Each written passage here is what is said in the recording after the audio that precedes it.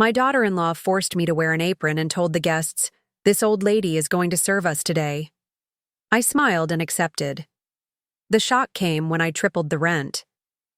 I'm glad to have you here.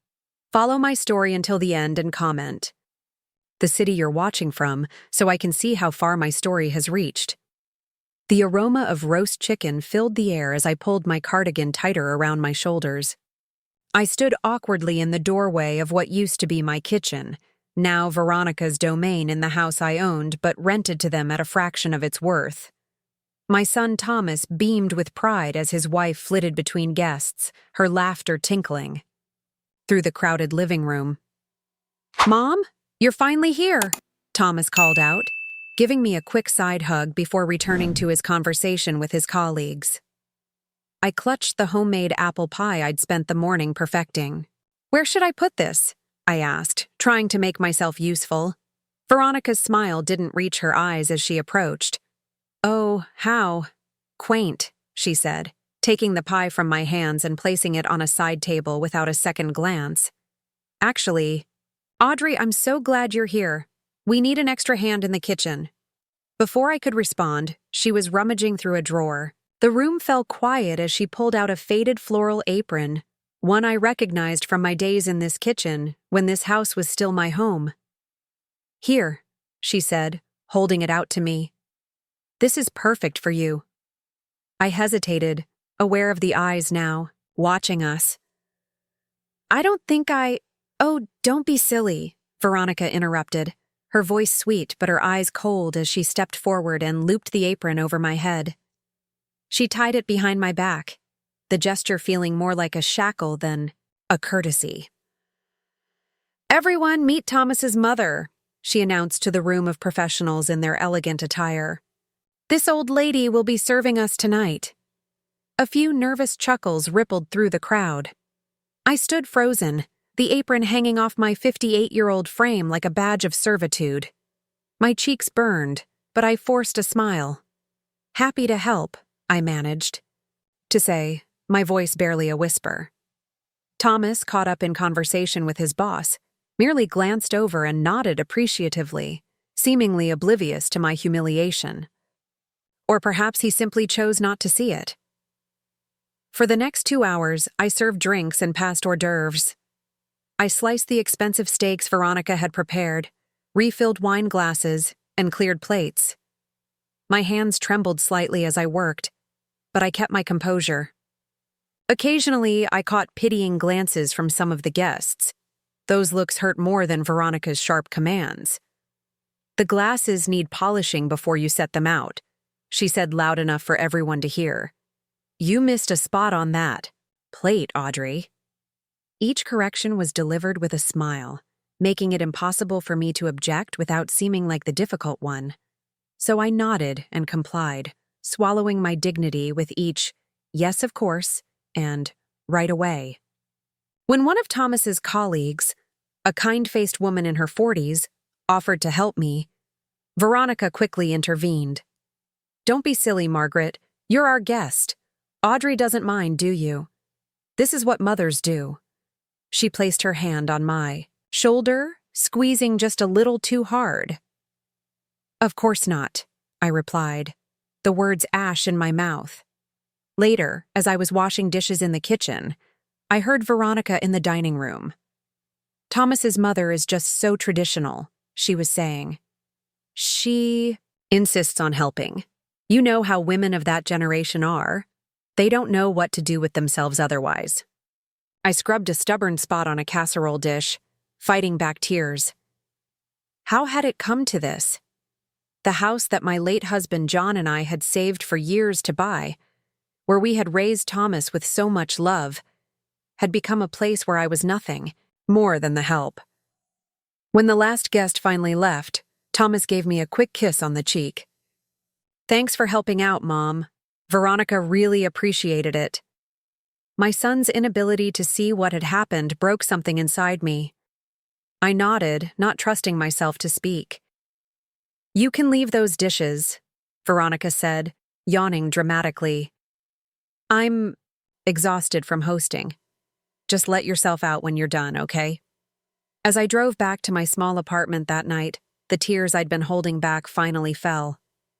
The humiliation burned in my chest, but even more painful was the realization that my own son had watched it happen and seen nothing wrong. I parked outside my building and sat in the darkness, the engine off but my hands still gripping the steering wheel. For years, I'd swallowed every slight, excused every dismissal, all to keep the peace, to stay in Thomas's life. But tonight, something had shifted inside me. The woman who had meekly tied on that apron was someone I no longer recognized, or wanted to be. I wiped my tears and took a deep breath. I didn't know yet what I would do, but I knew with absolute certainty that things could not continue as they were. The morning after the dinner party, I sat at my small kitchen table with a cheesehai. Cup of tea growing cold between my hands. The humiliation of the previous night still clung to me like a shadow, but as I stared at the faded tablecloth, other memories began to surface. A pattern I had been too blind to see. It hadn't always been this way. When Thomas first introduced me to Veronica 5 years ago, she'd been all smiles and warmth. "I've heard so much about you," she'd said, embracing me tightly. Thomas adores his mother. After John died 7 years ago from a sudden heart attack, Thomas had been my rock. For those first 2 years, he'd visited regularly, called daily, and made sure I was never alone on holidays. Then Veronica entered the picture, and everything changed so gradually that I hardly noticed it happening. The first slight was so small, I almost convinced myself I'd imagined it. We were celebrating Thomas's birthday, and I'd brought a family photo album as a gift. "Oh, these old pictures," Veronica had said with a light laugh. "They make the house look so dated, don't they? Maybe we should keep them in storage." Thomas had looked uncomfortable, but said nothing, and by the next visit, the album had disappeared from the coffee table. Then came the Christmas when tradition dictated that we bake John's secret recipe cookies together, something Thomas and I had done every year since he was a child. "I've actually planned a different menu this year," Veronica had announced. "Something more sophisticated than those simple cookies." The hurt in Thomas's eyes had been visible, but again, he'd remained silent. And so had I. The incidents multiplied. My suggestions for their wedding were politely dismissed. My offers to help with their new home renovation were declined because my aesthetic was too traditional. My phone calls began going to voicemail more often. My invitations to Sunday dinners were accepted less frequently, always with a plausible excuse. "Mom, we're just so busy with our careers," Thomas would explain, sounding genuinely regretful. "You understand, right?" And I did understand. Or thought I did. I told myself that young couples needed space, that Thomas was building his own life, that it was natural for a son to prioritize his wife. But now I wondered how much of that distance had been orchestrated by Veronica. The house had been another turning point. After John died, the 4-bedroom home felt too large, too empty. When Thomas and Veronica mentioned they were looking to buy a place, I offered them a deal. They could rent my house for a fraction of market value, and I would move into a small apartment nearby. "That's so generous, Audrey," Veronica had said, her eyes calculating. "But we insist on a formal rental agreement. We wouldn't want any misunderstandings." At the time, I'd thought she was being sensible. Now I realized she was establishing boundaries, making it clear that despite my generosity, I had no claim to the space. Once they moved in, my visits became increasingly restricted. "We're renovating that room," or "we have guests coming later," or "Thomas is working from home and needs quiet." When I did visit, I noticed small changes that erased my presence. The kitchen I had designed with John was remodeled without consulting me. Family photos were replaced with modern art. My garden was paved over for a patio. "We wanted to put our own stamp on the place," Thomas had explained when I couldn't hide my shock at seeing my beloved rose bushes gone. "Veronica has a real eye for design." Then there were the comments. little digs so subtle that objecting to them would make me seem oversensitive. That outfit is certainly comfortable, isn't it, Audrey? Veronica would say, eyeing my clothes with barely disguised distaste. Your generation just doesn't understand modern careers, she'd sigh when I asked about their work. It's cute how you struggle with that smartphone. Technology moves so fast once you reach a certain age. Each remark chipped away at my confidence, made me feel increasingly irrelevant. And Thomas never defended me. Sometimes he'd wince or change the subject, but he never confronted his wife about her behavior. I had made excuses for him, too. He was busy. He was trying to keep the peace. He didn't notice the subtle barbs. But last night, there had been nothing subtle about making his mother serve dinner in an apron while being called old lady in front of his colleagues.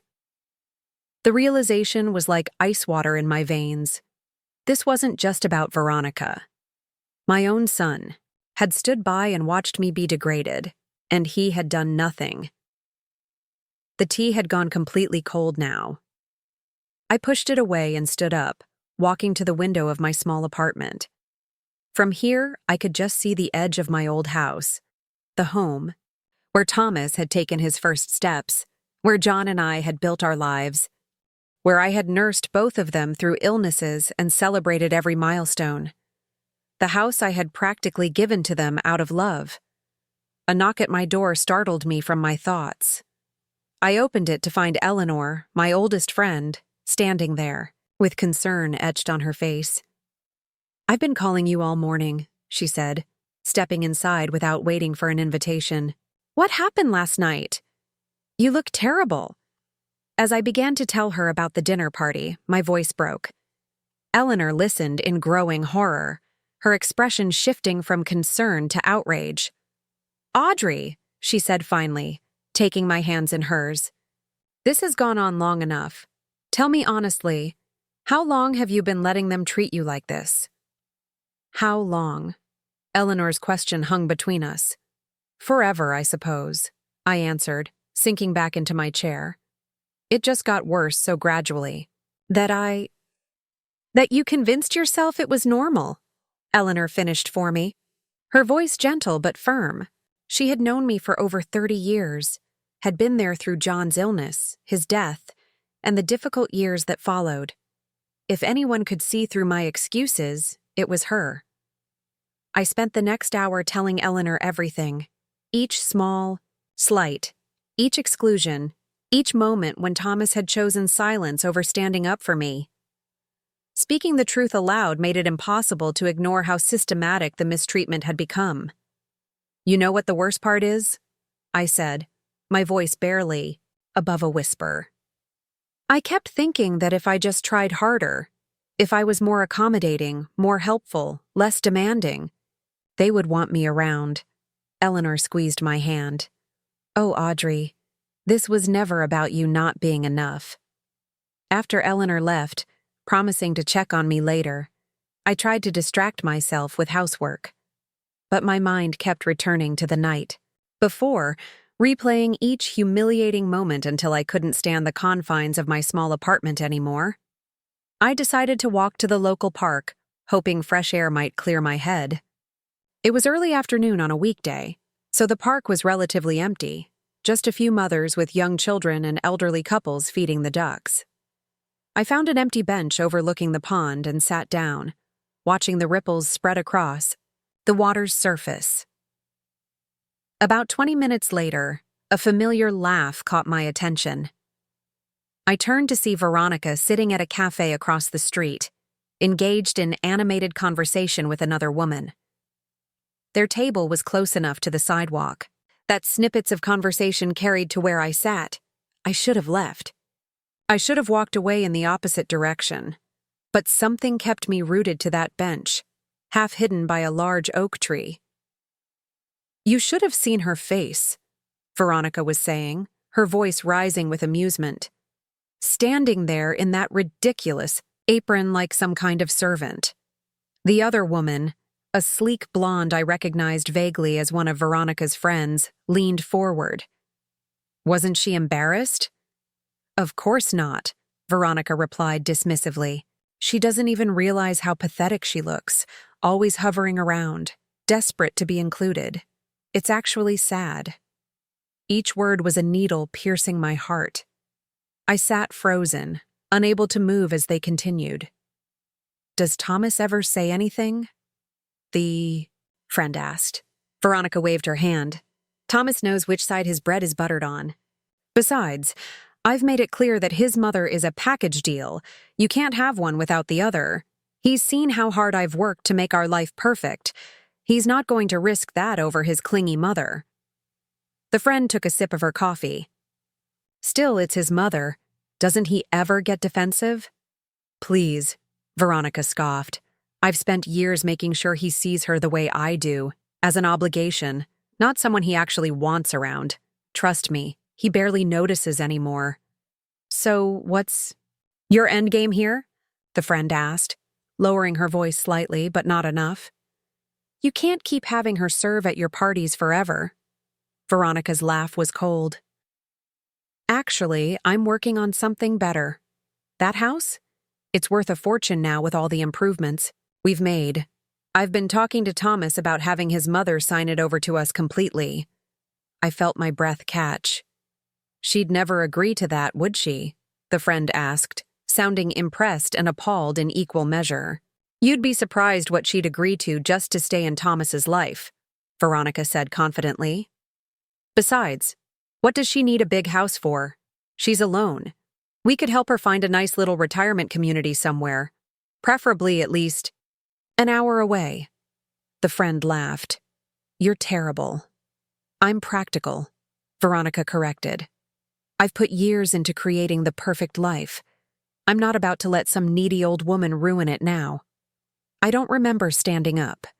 I don't remember walking away from the park. I only remember the ringing in my ears and the burning in my chest as their laughter followed me down the street. Somehow, I found myself back at my apartment, sitting on the edge of my bed, staring at nothing. The afternoon sun slanted through, the blinds, casting bars of light across the carpet, but I felt cold to my core. Years. Veronica had spent years methodically cutting me out of my son's life, and I had let her. I had smiled and nodded and made excuses, all while she whispered poison into Thomas's ear, transforming me from his beloved mother into an inconvenience. And now they wanted my house, not just to rent, but to own.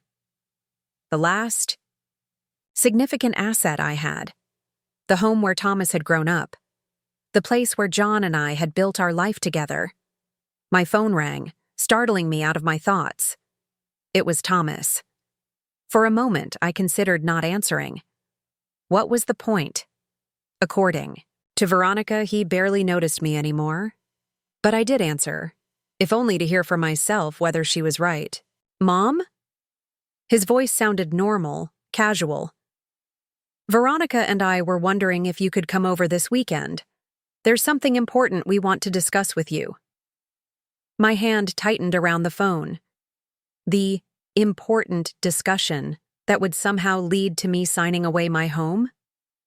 The culmination of years of manipulation? Something important?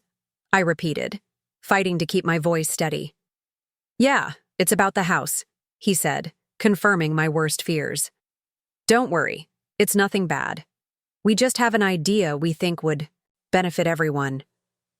I closed my eyes, seeing with perfect clarity the pattern that had brought us to this moment. I'll be there, I said finally, and hung up before he could hear the change in my voice. I didn't sleep that night. Images kept flashing through my mind.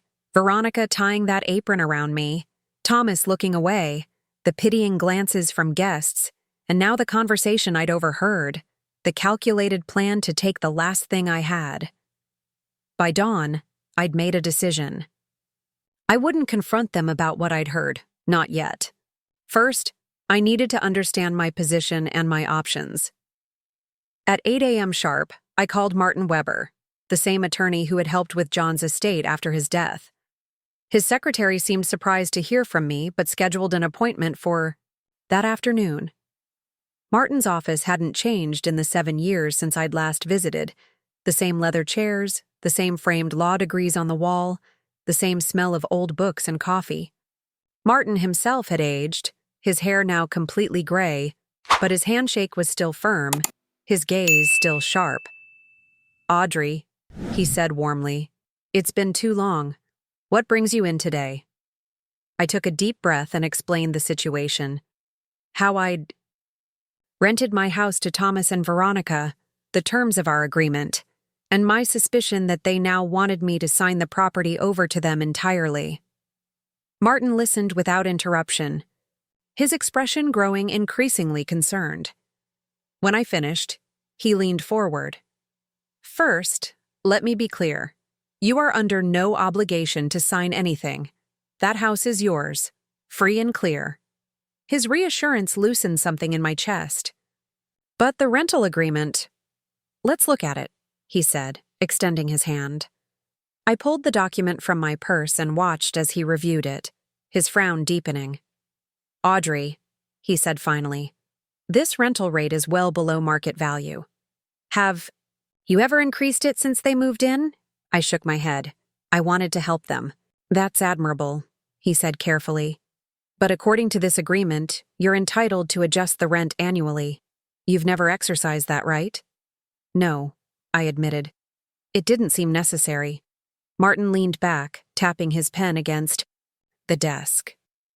"The real estate market in your neighborhood has exploded in the last few years.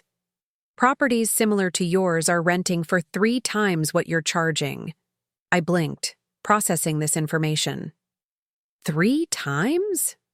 "At least," he confirmed. "You've been extremely generous, perhaps too generous." The implications settled over me slowly. I hadn't just been accommodating. I'd been allowing myself to be taken advantage of in a significant financial way. "What would happen if I increased the rent?" I asked hesitantly. "According to this agreement, you'd need to provide 30 days' notice, but legally you could adjust it to match market rates." He paused, studying me. "Is that what you're considering?" I thought of Veronica's cold laugh, her casual cruelty, her systematic campaign to erase me from my son's life. I thought of my own complicity, how I'd allowed it all to happen in the name of keeping peace. "Yes," I said, my voice stronger than I expected. "I think it's time I stopped undervaluing what's mine." Martin nodded and began outlining the steps I would need to take. By the time I left his office, I had a clear plan and a new sense of purpose. My next stop was Lillian Hayes, a real estate agent who had worked with several of my friends. Her assessment of my property's rental value confirmed what Martin had said. I could easily triple the rent and still be within market range, especially given the upgrades Thomas and Veronica had made to the house. "The irony," Lillian noted, with a wry smile, "is that their renovations have only increased the property's value, which means a higher potential rent." I spent the rest of the day doing research, making calls, and preparing myself for the meeting with Thomas and Veronica. This wasn't about revenge. It was about reclaiming my dignity, about establishing boundaries that should have been in place years ago. That evening, Eleanor called to check on me. When I told her what I'd learned and what I planned to do, she was silent for a long moment. "Are you sure, Audrey?" she finally asked. "This could change your relationship with Thomas permanently." "The relationship has already changed," I replied, surprising myself with my certainty. "I just refuse to see it. All I'm doing now is acknowledging reality and protecting myself." "And if they react badly?" I sighed, the pain of that possibility still sharp. "Then at least I'll know exactly where I stand with my son." The day of the meeting, I dressed with unusual care, a blue dress that John had always loved, pearl earrings he'd given me for our 25th anniversary, a touch of lipstick. I wasn't dressing for Thomas or Veronica. I was dressing for myself, for the woman I was reclaiming. I arrived at the house, my house, exactly on time. Thomas opened the door with a smile that didn't quite reach his eyes. Mom, good to see you, he said, kissing my cheek perfunctorily. Come in, Veronica's just finishing up in the kitchen. I stepped into the foyer, noticing anew all the changes they'd made. The wall color, the fixtures, the absence of family photos. It was as if they'd systematically erased every trace of the life John and I had built here. Veronica emerged from the kitchen, her smile as artificial as the flowers in the vase behind her. Audrey, right on time, she said, as if my punctuality were a surprise. Let's sit in the living room, shall we? I've prepared some refreshments. I followed them into what had once been my favorite room in the house, now transformed beyond recognition. As I sat on the edge of a sleek leather sofa that had replaced my comfortable old one, I felt a strange calm settle over me. Thomas and Veronica exchanged glances before Thomas cleared his throat. Mom, we wanted to talk to you about something important. It's about the house. Actually, I said, my voice steady, I have something to discuss with you as well. But please, go ahead. Thomas looked momentarily thrown off balance, but recovered quickly. Well, Veronica and I have been thinking. You're all alone in that apartment, and this house has so much space. We've been discussing the future, and we think it might make sense to make some changes to our arrangement. Veronica leaned forward, her expression carefully composed. What Thomas is trying to say, Audrey, is that we think it would be best for everyone if you transferred ownership of the house to us. There it was, exactly as I'd overheard in the park. I kept my face neutral as she continued. You don't need the responsibility of property ownership at your age, she said smoothly. We'd make sure you were taken care of course. There's a lovely retirement community just outside the city that would be perfect for you. I allowed the silence to stretch for a moment before responding. That's interesting, I said finally, because I've been doing some thinking about the house myself. You've been thinking about the house? Thomas asked, confusion crossing his face. I nodded, opening my purse and removing a folder. Yes, I've been consulting with a real estate agent and my attorney. Veronica's smile faltered slightly. Oh, what about? The rental agreement, I said, keeping my voice even. It seems I've been significantly undercharging you for quite some time. Thomas's brow furrowed. Mom, what are you talking about? I withdrew. The market analysis Lillian had prepared for me and placed it on the coffee table. According to current market rates, properties comparable to this one are renting for 3 times what I've been charging you. The silence that followed was deafening. Veronica recovered first, her laugh brittle. Audrey, you can't be serious. We're family, not some random tenants. I'm very serious, I replied, my voice calm despite the hammering of my heart. And being family doesn't mean I should be taken advantage of. Thomas leaned forward, his expression darkening. Taken advantage of? Mom, we've put thousands into renovating this place. Yes, renovations that have only increased the property's value, pointed out. And while you've been enjoying below-market rent, I've been living in a cramped apartment, watching my retirement savings dwindle because I've been subsidizing your lifestyle. That was your choice, Veronica snapped, her facade of politeness beginning to crack. You offered us this arrangement. I offered to help, I corrected her, not to be exploited. Thomas stood up abruptly. This is ridiculous. After everything we've done? Everything you've done? I interrupted, my composure finally slipping. Like having me serve your guests while wearing an apron? Like calling me that old lady in front of everyone? His mouth opened, then closed, the flash of guilt in his eyes confirming that he remembered exactly what had happened. That was just a joke, Veronica said dismissively. You're being oversensitive.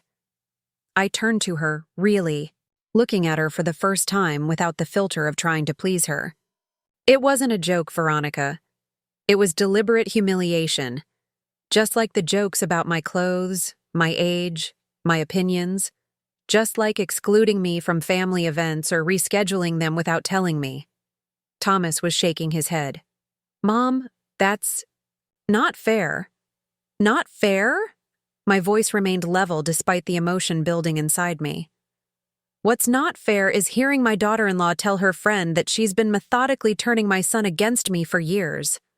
What's not fair is discovering that the two of you planned to convince me to sign over my house so you could ship me off to some retirement community. Veronica's face drained of color. You were spying on me? I was sitting in the park, I replied.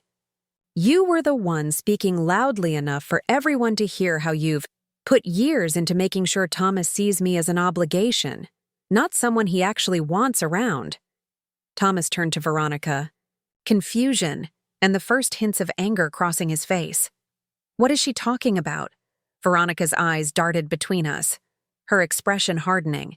She's obviously confused, imagining things. I'm not confused, I said firmly. And I'm done being manipulated and dismissed. I pulled out the rental adjustment notice I'd prepared with Martin and placed it beside the market analysis. Effective 30 days from now, the rent will be adjusted to reflect current market rates. That's triple what you're paying now. Veronica's face contorted with fury. You can't do this. Actually, I can. It's all in the agreement you were so insistent we sign. I looked directly at Thomas, the one that was supposed to prevent misunderstandings. Thomas picked up the notice, his hands shaking slightly as he read. Mom, we can't afford this. Then I suggest you start looking for another place, I said, rising to my feet. The notice period gives you 30 days. This is how you treat your own son? Veronica spat. Your own family? Something inside me broke at her audacity. Family? I repeated, my voice quiet but intense. Is that what we've been, Veronica?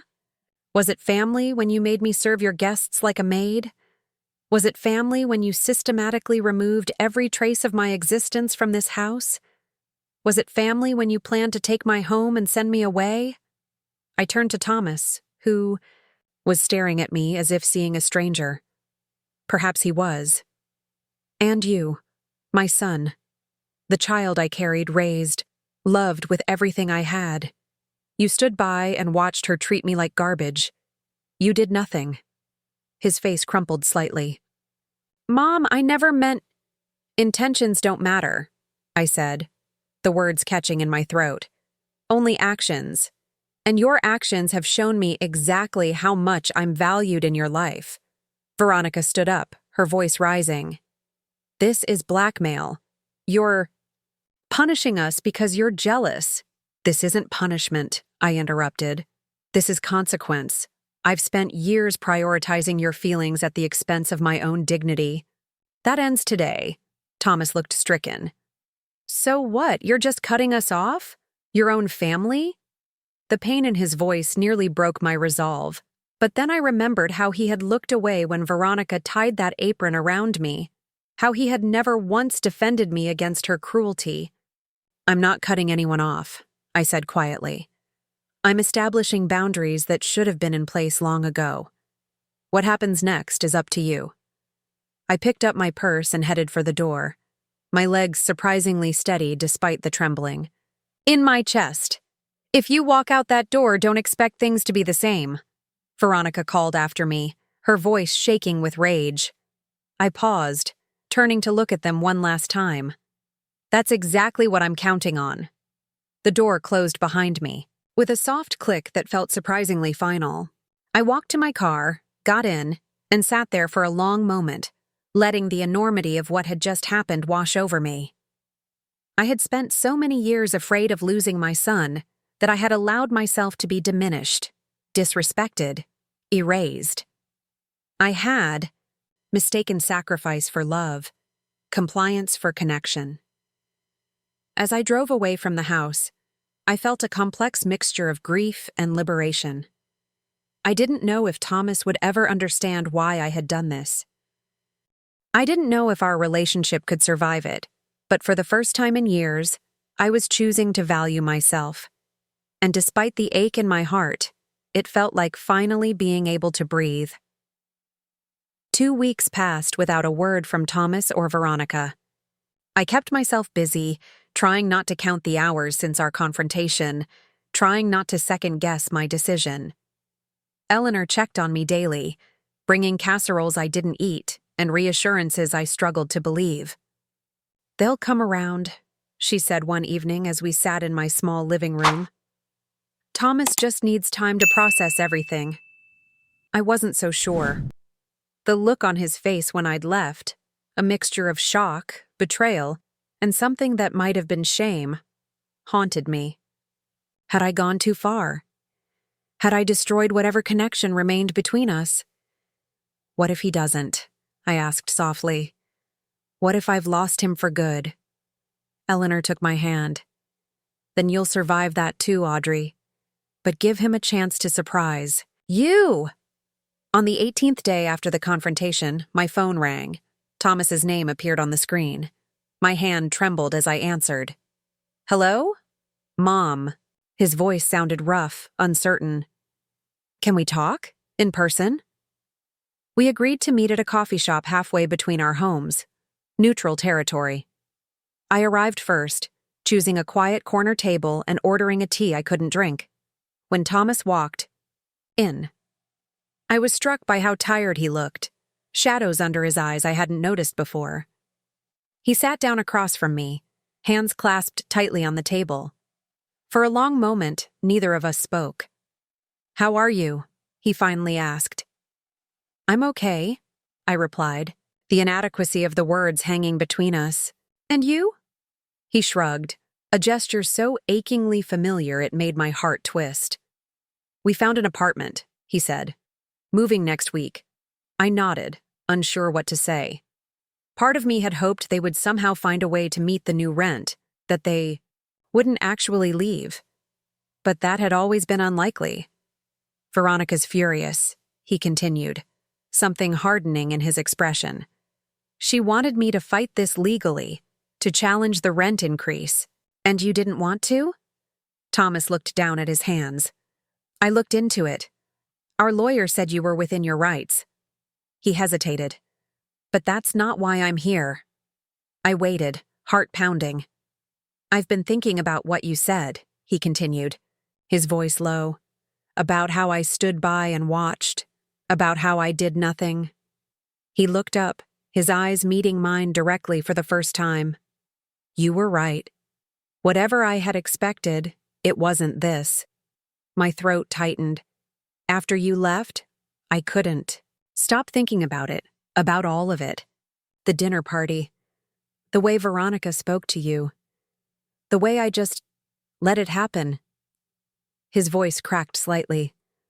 I started remembering other things too. Comments she made. Plans that mysteriously changed when you were supposed to join us. The way she'd roll her eyes when you called. He ran a hand through his hair, a gesture so like his father it made my chest ache. I knew something was wrong, but it was easier to ignore it, to pretend everything was fine. And then at some point, I started believing her narrative, that you were clingy, that you needed to give us space, that your feelings were your problem, not ours. "Thomas, no, please, let me finish." He took a deep breath. "When you confronted us about the rent, about everything, at first I was just angry, but then I asked Veronica about what you said, about her conversation in the park. She denied it at first, but when I pushed..." He shook his head, a bitter smile crossing his face. "She admitted it. Not just the conversation you overheard, but all of it. The systematic way she'd been pushing you out. The little comments designed to make me see you differently. She acted like I should be impressed with her strategy." Tears were forming in his eyes now. "Mom, I'm so sorry. I let this happen. I chose convenience over standing up for you. I chose peace with Veronica over treating you with the respect you deserve." The weight I'd been carrying for years seemed to shift, not disappearing entirely, but becoming somehow lighter. I played my part too, I admitted quietly. I never set boundaries. I never spoke up. I was so afraid of losing you that I accepted treatment I shouldn't have. "That doesn't excuse my behavior," he insisted. Or Veronica's. We sat in silence for a moment, the years of unspoken hurt and misunderstanding between us beginning to dissolve. "So what happens now?" I finally asked.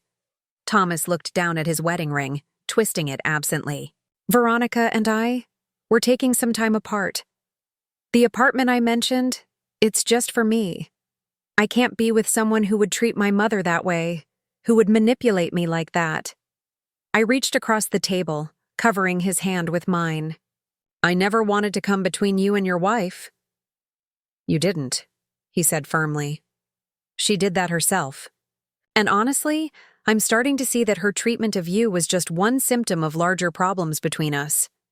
We talked for nearly 3 hours, peeling back layers of misunderstanding and reconnecting in a way I hadn't thought possible. When we finally parted, Thomas hugged me tightly. "I'm going to do better," he promised. "If you'll give me the chance."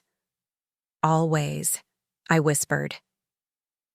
6 months later, I stood in the doorway of what had once been my house, and now was again, in a way I hadn't expected. After Thomas and Veronica separated, he had moved into a small apartment across town, beginning the difficult process of disentangling his life from hers. The divorce was still ongoing, complicated by Veronica's bitterness and demands. I had rented the house to a young family, a doctor, her husband, and their 2 small children. The rent they paid, set at fair market value, had transformed my financial situation, allowing me to move into a more comfortable apartment and even set aside money for travel. Today, Thomas and I were meeting the family for the first time since they'd moved in.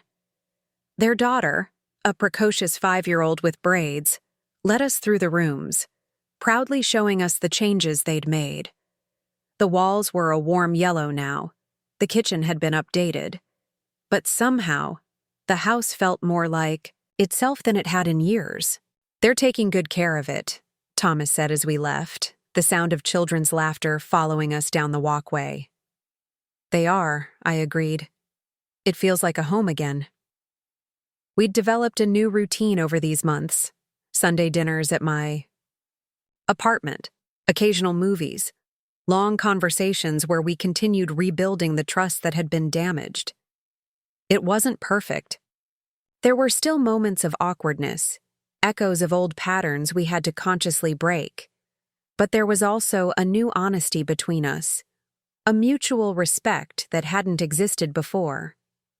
I had learned to speak up when something bothered me. Thomas had learned to listen, really listen. As we walked to our cars, Thomas turned to me. "I've been thinking," he said hesitantly. "Maybe we could take that trip to the Grand Canyon we always talked about, for your birthday next month?"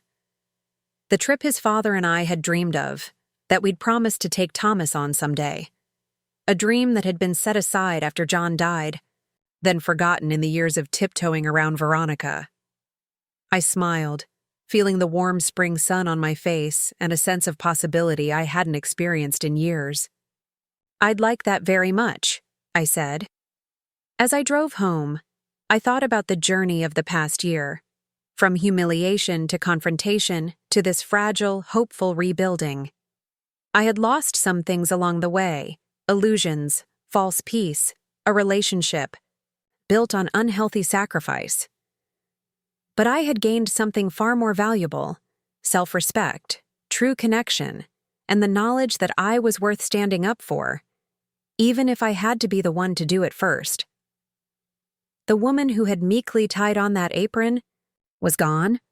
In her place was someone stronger, someone who understood that real love, whether from others or from yourself, never requires surrendering your dignity. And that, perhaps, was the most important lesson of all. Now I'm curious about you who listened to my story. What would you do if you were in my place? Have you ever been through something similar?